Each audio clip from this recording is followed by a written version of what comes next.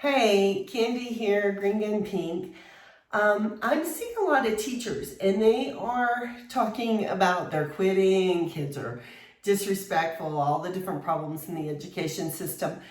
And there are a lot of things that are going on, and it's a multiple faceted problem in the education system right now. But there are some things that parents don't understand, or people outside of education don't understand, that are happening, and they're like, why is this kid in second grade? For example, when at the beginning of summer I took on 5 students all going into second grade, none of them, one wasn't even at a pre-K level, he can't even say his ABCs. The other 4, well, there was another one that still struggled with his ABCs, but he was a little bit better at that. And then the other 2 were really struggling with sight words and everything. And then the one little girl, she was struggling with sight words and stuff, but actually more of her problem was comprehension. So I had 5 students. All of them were in a similar situation where if you talk to them, if you watch them read, you'd be like, why aren't they being kept back in first grade? Why did they get out of kindergarten not knowing their ABCs? Stuff like that. And so there's some reasons that this is happening. And I think that people don't understand that there are multiple reasons why kids are not progressing. One, classroom sizes are way too big. And but even 2, when kids, there's this thing called individual education program, or IEPs, or there's a couple different initial names for it, depends on what state your kid is in, all of that. And a lot of times if your kid gets labeled and gets one of those, that means they're going to be pushed on no matter what they progress or how they don't progress. Whether they progress or not, they're going to get pushed on because they are labeled in the special education kind of category, and we have to do everything to help them. And some of the things that we're doing to help them are enabling them to have learned helplessness and other issues that we are not understanding. And so, for example, the little girl, I don't think that she really has any learning disabilities. I think that she's a very sweet girl. She's got some struggling issues. And I honestly think she's probably in too big of a classroom, and she might, because she's also in considered a lower level, she might be in a classroom with a lot of disciplinary problems. And so even though she's the sweetest kid in the world and probably isn't a discipline problem in school, she's going to be robbed of education minutes, half hours, and hours, because teachers are going to have to deal with a bunch of disciplinary problems in that classroom. And that's a total other issue. But the other 4 boys, yeah, there's a couple of them that are on the scale. And when I'm talking about scale, I'm talking about autism and Asperger's and those kind of learning disabilities. And those kids do tend to be a little reading resistant. And then you also have other kids that have other learning disabilities and problems.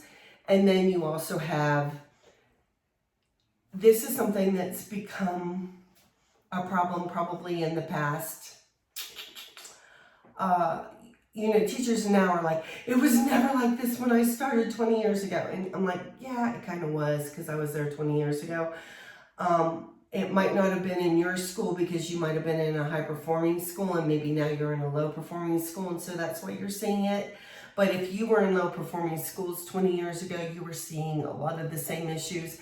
But also one of the big issues, and this is, it doesn't matter, high-performing, low-performing, no performing, performing well, whatever. if your kid doesn't want to do it, if my kid doesn't want to do it, you shouldn't make him. And so that is a huge issue. And with the little boy that I have that is, I mean, he should technically be in preschool and he's going into second grade. Like, he doesn't know the ABCs and he doesn't care. He could care less. It doesn't matter what ABC game I put up, monkeys and dancing monkeys, and flying letters across the screen. It doesn't matter what bells and whistles you put on it. He doesn't know he doesn't know those words and he doesn't care. He literally doesn't care. And so that is a huge issue that we don't talk about. But I want to get into why are these kids in second grade when one should still be in preschool. Two of them probably should be in kindergarten, and the other two should probably be left back for first grade. And that is because there is an age out system. And back when I first started in education, and that was in the late 1990s, early 2000s, they still were like holding you back in kindergarten if you couldn't say your ABCs and basic sight words like cat and dog. You were kept back. But the problem is, how many times can you keep somebody back in kindergarten? Do you really want a 10-year-old with your 5-year-olds in kindergarten? And that is the problem, aging out of the grade and having to go. You have to move them up simply because they are going to get too old. I remember I was a student teacher and I was in a school, and it was a poor performing school in a poor area. And I was sent there to do some of my student teaching. And there was one boy who was, I don't know if he was in a gang, but if you talk to him for 5 minutes, you kind of assume he is. That was the kind of boy he was. And when you are in 6th grade, you shouldn't be older than 12 years old. This kid was 14. And I remember doing the math and thinking, he's going to be 16 and driving to middle school in 8th grade. If, he would get a car.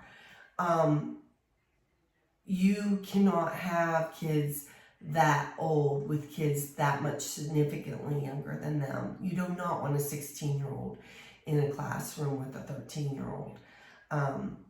We're talking, you definitely don't want those older boys affecting those older girls, because let's face it, kids, especially middle school, they start to like each other and stuff like that. And you don't want a boy that's way older with little girls that are still little girls. And same way with older girls, you don't want older girls, maybe not with boys, because I don't think, but that you're going to have more bullying, you're going to have more problems with bad influences, because these kids are, I'm sorry, but kids that are kept back, kids that are having problems, are most of the times, a lot of times, especially if they're disciplinary problems, they're going to be bad influences on their younger kids, and younger kids can't help themselves. They always look up to their older cousins, their older, friends, their brothers and sisters, friends that are older and stuff like that. So you cannot have kids that are 16 in a classroom that should be 13 and at the most 14-year-olds. And that is one of the reasons when you're asking, how did they get to, 6th grade and they can't read? How did they get to 2nd grade and they can't read? Because they will age out of the grade that they are mentally and especially skill-wise fit. Because you literally, that kid was in 6th grade and he should have probably been in 3rd grade. And he was, 14? And he should have probably maybe been in 2nd or 3rd grade level. He was at 2nd or 3rd grade level work. Now, there are a lot of reasons contributing to why he, and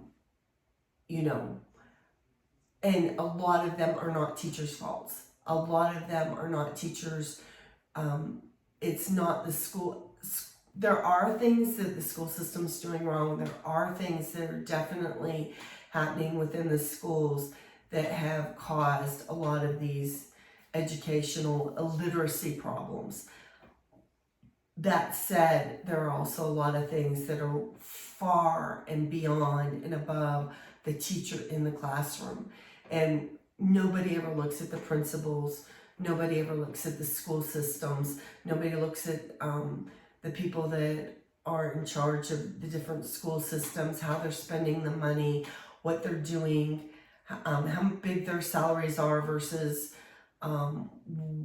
where this money is going, not into the poverty schools, how they siphon money from the poor schools that are the hubs for disciplinary problems and educational problems, and all the kids that because that's another thing, they make these hubs of schools where all the kids that have educational problems, whether it's discipline or they're on some kind of disability scale as far as learning goes, they put them all in these hubs, and those schools then get lots of federal dollars to have those kids because they're concentrated, but then they siphon that money out of that school and they give the superintendent a big huge $500,000 bonus per year and stuff like that. There's a lot of stuff going on in the school system that shouldn't be going on, and that people, if you really want to help kids, you really need to educate yourself and become aware of what's going on in the school systems and deal with it. But when Johnny is in second grade and he can't, he should be in preschool because he can't say his ABCs, it's not the teacher's fault a lot of times. And it's not even the school's fault as far as pushing him, because this kid does have an IEP, he does have learning disabilities, he does have, and he's going to continue to be pushed through. And part of it also, I'm sorry, it's mama. Because if you've got a kid that is like, I don't want to learn my ABCs, you know, mama, that's your job too. That's your job to say, somewhere in your life, somewhere in his life, you have to say, there are things you have to learn, there are things you have to do, and if you don't like it, it's too bad, do it anyway.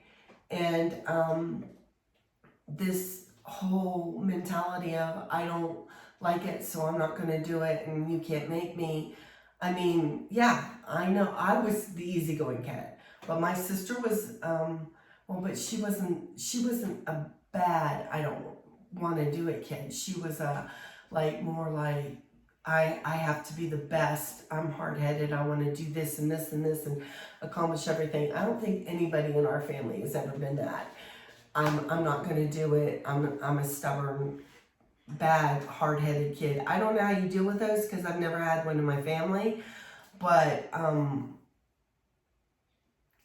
you know, if that's your kid, you need to start dealing with it. And it's much easier to deal with it. Well, it would have been way easier to deal with it when he was 4 years old in preschool or 5 years old in kindergarten, because now he's 7 and you've let him get away with it for 3 years.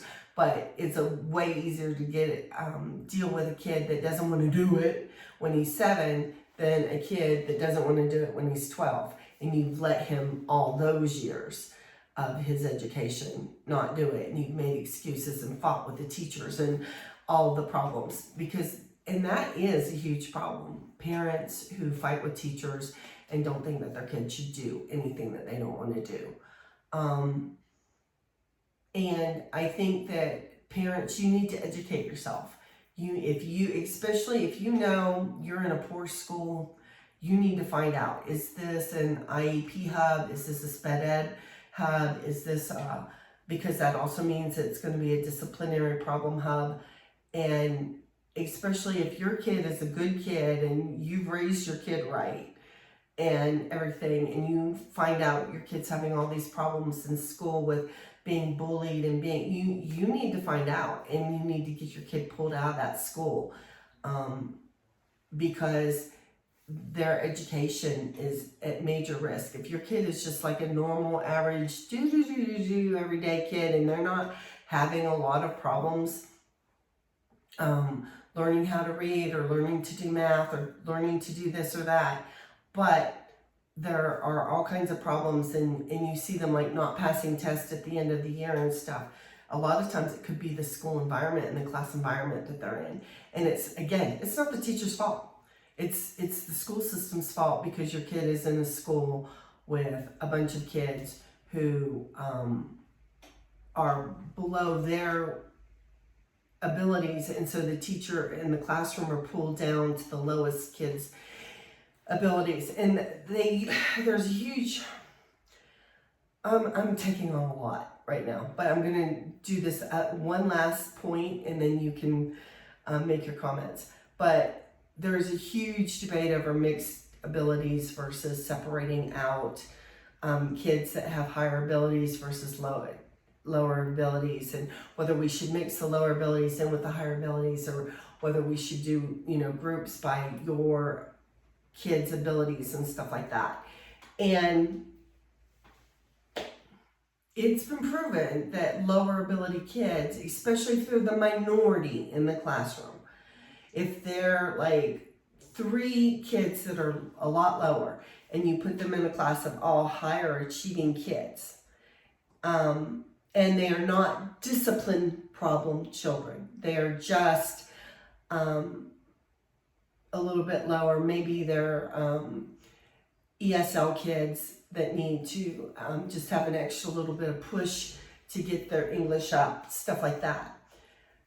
If those kids are put in with a bunch of higher achieving kids, those kids will pull up. But on the other hand, if you have like a classroom that's 10 lower achieving kids, 5 average kids, and 5 higher achieving kids, the 5 higher achieving kids 9 times out of 10 will be pulled down to the lowest level, and your average kids will also be pulled down to the lowest level. So anytime you have a classroom with majority lower achieving kids, and especially if you have discipline problem children, you will then turn around and pull those other 10 kids down. And so that is a problem. And so almost all schools have some kind of groups where they sort the kids, and the new teacher gets the classroom with the majority discipline problem, the majority lower achieving kids, and that teacher that's been there 10 years, she gets to float with the highest achieving kids, and she might have a sprinkle, like 1 or 2 that are discipline problem or something like that. But so that's another thing. You're also going to get the newer teacher that is going to be like, oh crap, like I was. I was like,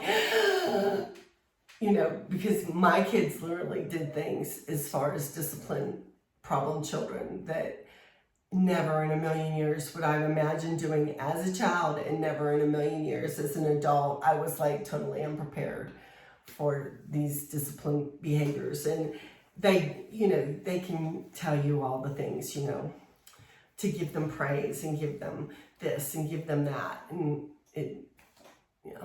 they're discipline problems. It's a home problem. It's a mama problem. It's a daddy problem. And so anyways, I hope that kind of helps you to understand sometimes how are these kids getting up there. I'm going to discuss, we'll discuss a lot more about the middle school and high school, because I have a lot of high school kids that I tutored, and they literally scare the bejeebus out of me, because no interest in learning, and absolutely they don't even have the most common knowledge of the world and things that they should know. Like, they might know the state they're in, but they can't tell you the state that's right next to them or above them or below them, and they're in high school. So, and when I tell them, no, these are basic facts you need to know, let's work on this skill, they're like, why? Why do I need to know what, why do I need to know that Canada's a neighbor above me, or Mexico's a neighbor below my country, or you know, why do I need to know that I live in Florida and the state above is Georgia? Why do I need to know that? But anyways, I hope that kind of helps you, though, to kind of understand that you would literally have kids totally aging out of the school system. You would have, I mean, and if it really, really went on and kids continued to be kept back, not only would they, and I'm going to talk about the opposite, because now we have the opposite where we're just pushing them through, and how that affects the kids too. But I mean, you would literally have people that couldn't graduate and were still in high school at 25. I mean, it's that bad. It's that bad in some places. So, and in some situations with some kids. So anyways, I hope that helps you, gives you some insight. Have a great day. And have hope, because there are still great teachers that are doing great jobs. There's wonderful homeschool parents that are doing fabulous jobs, and educating ourselves about the problems in the school system, and then becoming active within our school system. I can't be active in an American school system anymore because I live in Columbia, but I can ring the bell for you guys that are still in America. Go and educate yourself. Look at the budgets for your school systems. Look at where the money is going. Look at how much your superintendents are making and the bonuses that they're giving themselves at the end of the year. And I think that you're going to start to like have ding, ding, ding, ding, ding, wake up. It's not the teachers, people. It is not. I mean, yeah, you do have the crazy teachers that you see that, you know, have the nose ring and the pink hair, and, you know, they want to talk about their pronouns to their kids. Yeah, they're a problem. But the majority of normal, everyday teachers, they're working their hardest. They love your students. They want your kids to do good. And they have a love of education, and they want to pass that on to your kids. So have hope in that. The teacher, and realize teachers are not your problems. It's the principals, it's the school supervisors, it's the superintendents, and it's the other mamas and daddies.